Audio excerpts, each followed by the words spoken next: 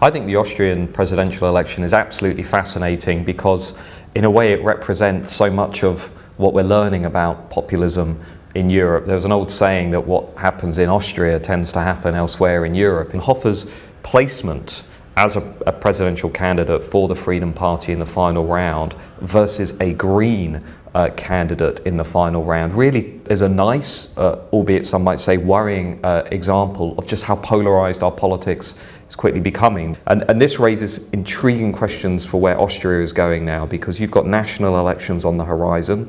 The Austrian Freedom Party is polling, the last time I checked, at #1 in the opinion polls, and it's building links with groups that you wouldn't perhaps expect it to be building links with. So if you look at some of the polling over the last 3 to 4 years, the Freedom Party of Austria has been doing quite well among young Austrians.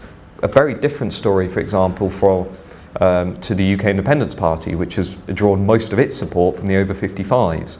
So the style of campaigning in Austria, the demographics in Austria, I think are really interesting and tell us and warn us not to fall into this assumption that the radical right in Europe is simply the sort of last cry of an angry old white generation of Europeans, and that actually it can replenish its base and it can build links with younger voters as well.